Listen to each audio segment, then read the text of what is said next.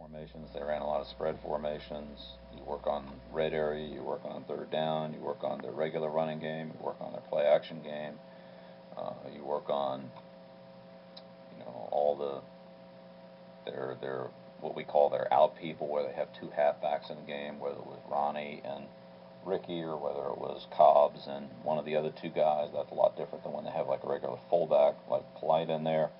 Um, so I don't think you can devote 80% of your time to Wildcat and then none to everything else. You've got to treat it as one of the things that they do that's you've got to commit time to. But Miami does so many other things that I don't think you want to put all your eggs in one basket and then find out this isn't a Wildcat game, it's an empty game, and then you haven't prepared for that. But that's one of the things they get you on is they have so many different packages and they execute them. Pennington executes the passing game in them well, and they're in their big physical running team. So if you don't do a good job on any of that stuff, you can be in trouble.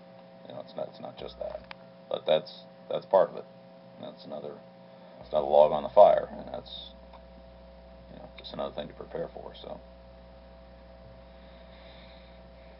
Why do you feel Matt's so comfortable in the spread offense, where he's allowed to just sort of pick the open guy? Well, I think that that was a good way for us to play Miami yesterday. I think Josh and offensive coaches had a great game plan, and I think that Matt did a good job with it, as did the receivers and the pass protection and the backs in their roles of pickup, which we ended up getting blitzed quite a bit in the second half and running routes. So. That was good for yesterday. Whether that'll be good next week or some other week, I don't know. It was also good in the second half against the Jets. Is that part of his maturation? Wasn't so good against San Diego, so. I guess that's my point. That earlier in the year. Well, I guess my point would be that it's team offense, and so whenever the quarterback has a lot of yards passing, then everybody wants to put the quarterback in the Hall of Fame, and then whenever team doesn't have a lot of yards passing, then everybody wants to change quarterbacks. When the fact of the matter is, you have at least 5 people involved in pass protection, usually more. You have at least 5 people involved in the passing game and pass patterns to some degree in terms of getting open, having good distribution so that the coverages have to displace and create openings and so forth.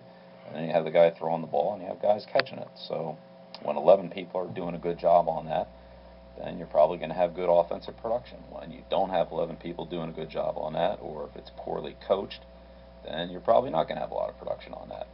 But, I think that yesterday's offensive performance was a function of good team offense, good quarterbacking, but good performance by the other 10 people as well, and good coaching by Josh and the offensive staff. I think they did a great job.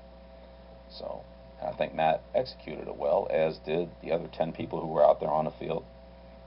And whatever particular plays we had called, whether it be running the ball at the end of the game or whether it be, spreading the offense out in earlier parts of the game, whatever it happened to be, overall it was a pretty well executed game by all the people that were out there, not just one guy. Is it inaccurate to say that he's better equipped to handle that kind of thing now than he was during the San Diego game, or is that oversimplifying? No, I don't think it's oversimplifying. I think that a player that's played 11 games, like Matt has, is further along this year than he was when he played his 3rd or 4th or 5th game or whatever it was early in the season. I don't think that's oversimplifying at all. I think it doesn't matter what it is, whether it's spread offense, red area, third down, play action,